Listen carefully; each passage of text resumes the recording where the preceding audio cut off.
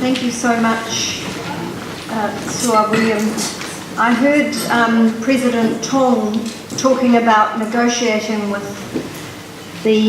Saudi Arabia to build a floating island. So there's amazing things being thought about. And we have no law for climate refugees either. There was a case lost in New Zealand, the Kiribati family who tried to claim that status. So you ended on the note of young people, and just take a moment again to welcome the young people sitting at the back. I think you were out when I mentioned it before, but maybe you could just stand, because we're really thrilled to have you with us, and we hope that we're not overwhelming you with all our talk.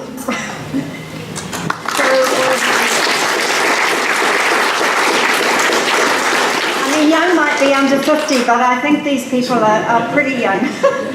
So thank you very much. Actually, I'm going to pass back some Samoan chocolate for you that might just keep you going for a little bit longer, because actually you won't need chocolate to listen to Koreti Tiumalu, the leader of the Pacific Climate Warriors and 350.org in the Pacific. So welcome, Koreti. It's captivating always to listen to you, so I'm just happy to hand over, and I'm sure the young people will find this particularly engaging as well. So thank you. I'll go and find this chocolate.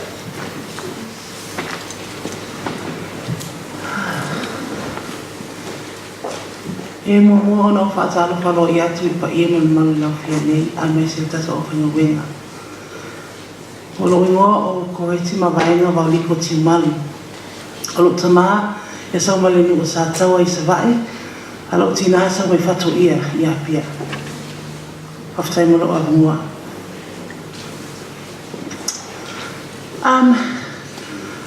It is a huge honour and privilege to be able to be here today.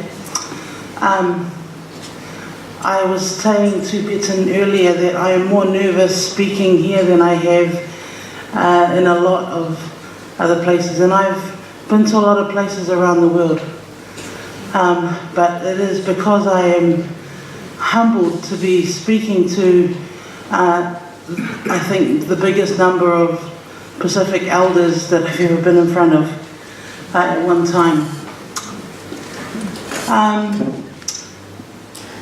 But yes, I am the Pacific Regional Coordinator for 350.org. I am also the leader or whaiau matina of the Pacific Climate Warriors, which is a network of Pacific activists from 15 Pacific Island nations. I'm glad that Sua spoke and showed you some images from the Pacific, which means I don't have to do it. I'm glad that the good Professor Renwick was able to tell you about the science, means I don't have to do it. And that we know about the Paris negotiations, and I don't have to do it. What I get to talk to you about is the fun stuff. This is an action that we did, an image from an action that we did in Newcastle in 2014. Our Pacific Climate Warriors made bao traditional canoes, and we took them to the largest coal port in the world, which is in Newcastle in Australia. And we spent the day blocking coal ships with these bao. Now, it was an action that, to be honest, didn't feel right to me. It didn't feel right to me that we do that, because there was a lot of risk involved. When we talk about getting involved in climate action,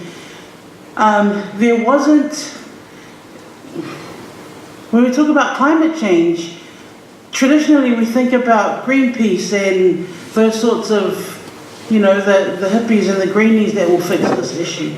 There wasn't really a model for what Pacific activism could look like. And this to me this is a very privileged action to do. Arrest is a privileged is a privileged result of an action. Arrest for us, for Pacific people, that doesn't have very positive connotations. So, for me, if we were going to do an action like this, we needed for it to be deeply rooted in what the Pacific Climate Warriors are rooted in, which is our values, culture, traditional knowledge, faith, humility, and above all else, love. So this day that we did this action,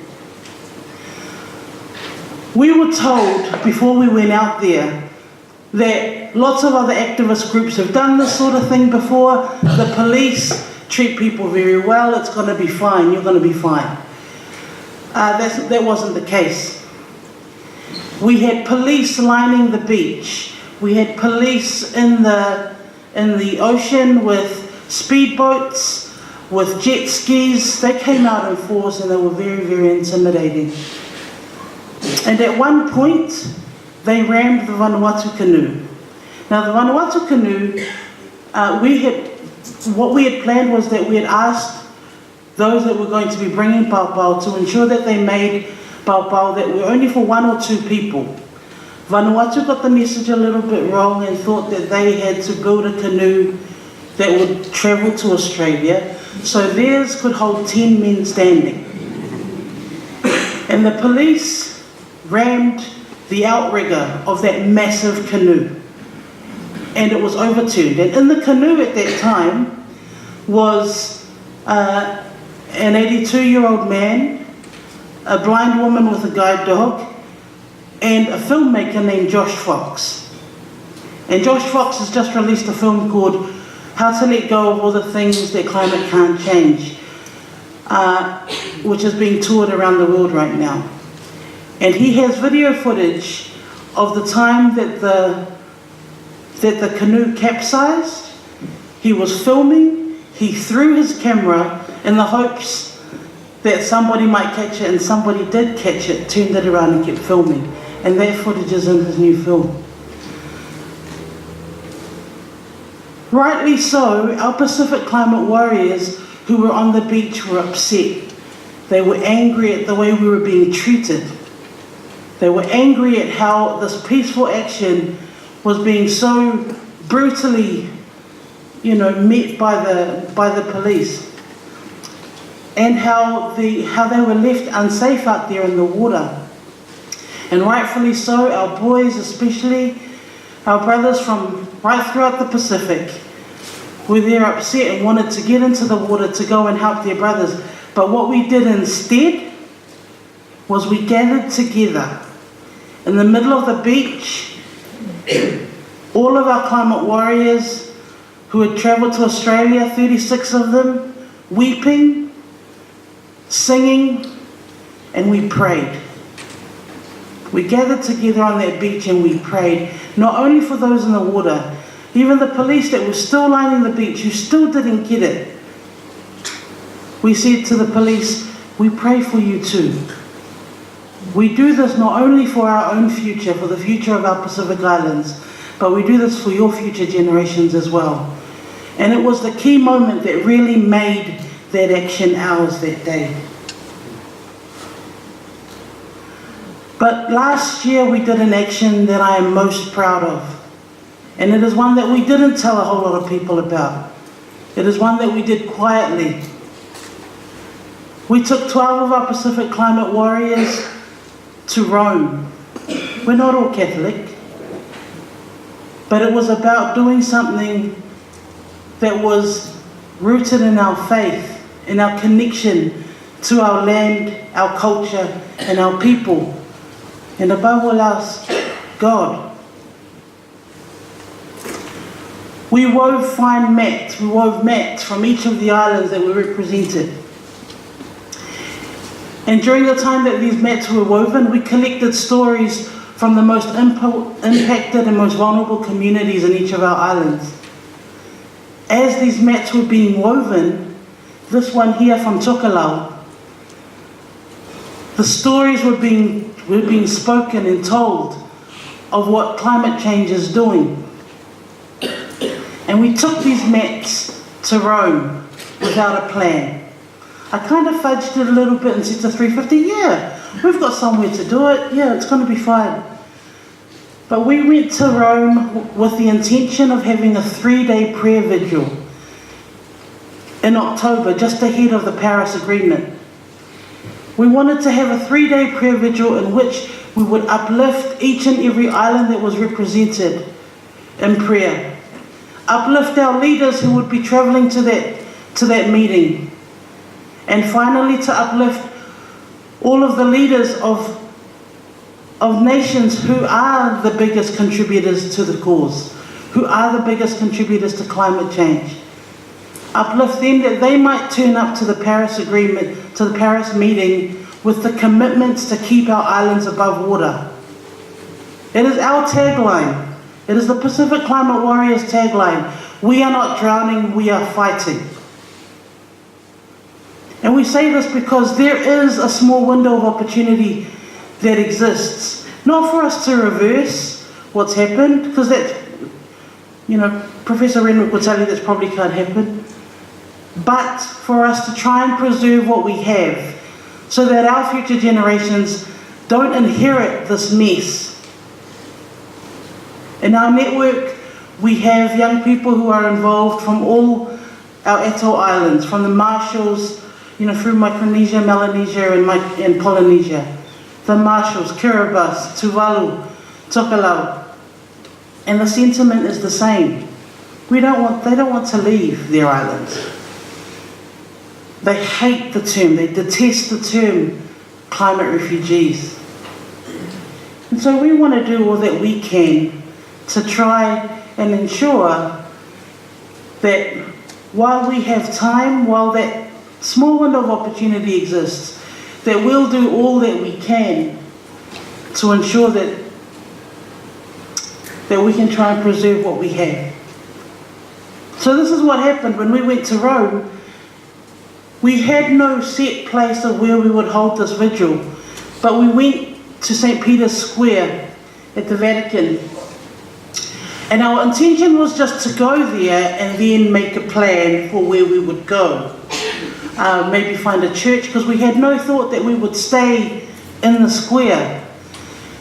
And no sooner had we walked in with our mats like this, that we were surrounded by the Vatican police.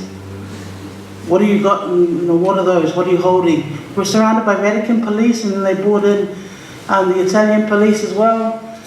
And we set their mats, and we explained to them our purpose and why we had come there. And they were the whole time radioing in because people were watching us from cameras. And when they understood why we had come, because we'd also gone to celebrate Laudato Si, the Pope's leadership on climate change. And when we told them why we were there, and we said, we're really sorry, we're not here, we're not going to stay, we're going to move on, we were just making our plan here. But understanding why we had come and where we had travelled from, and why we had bought these mats,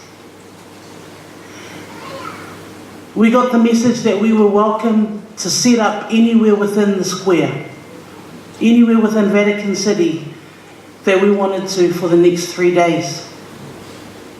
And so we spread out these mats in a quiet corner under the pillars in St. Peter's Square. And for 3 days we prayed,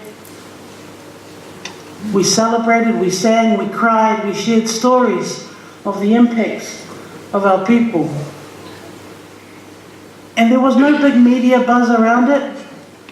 We did this specifically for our Pacific Island people.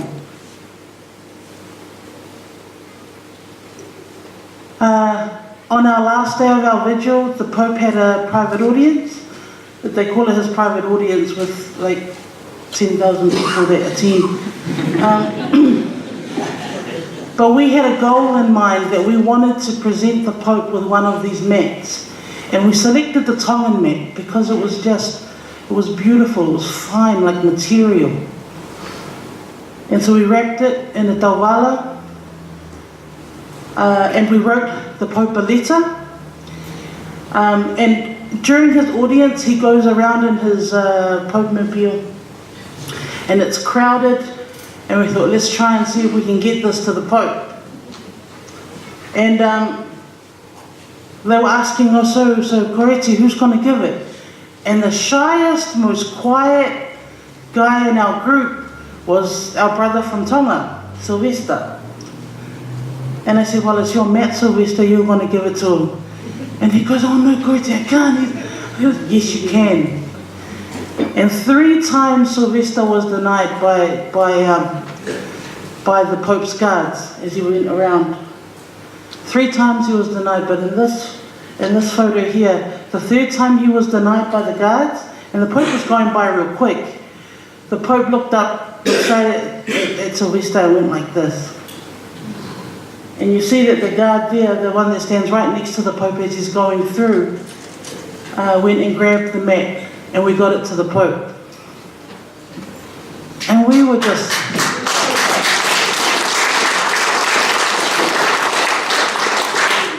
we were ecstatic.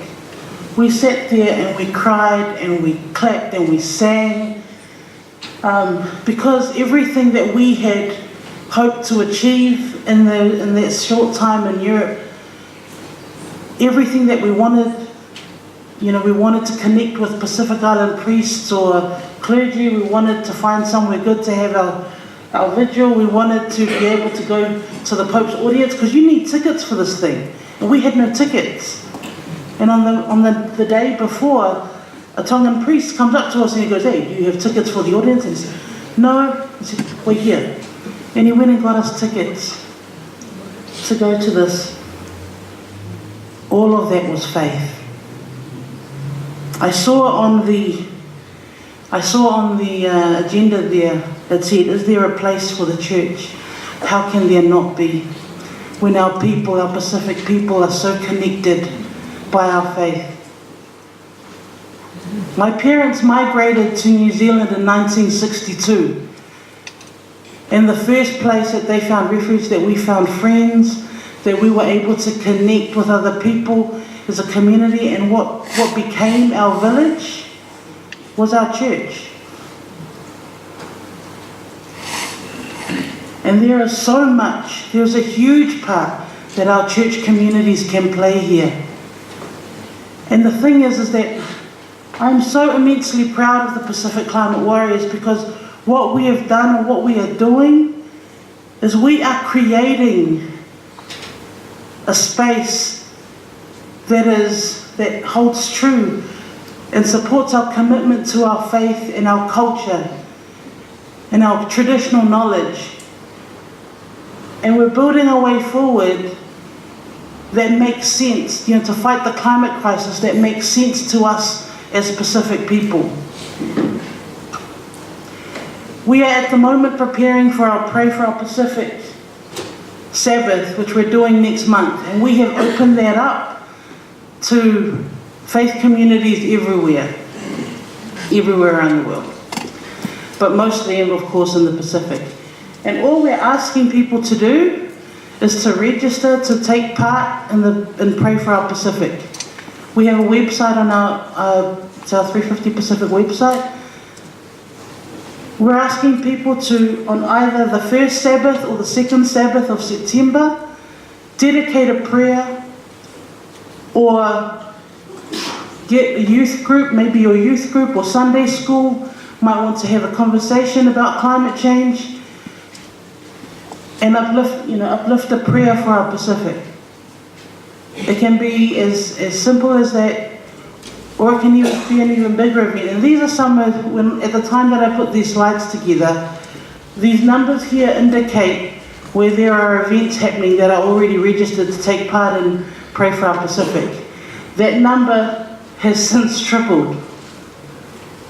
And we're excited, because what Pray for Our Pacific does is that it's a continuation from our journey last year to Rome, and it just it just includes our faith communities in this crisis in a way that makes sense for our people.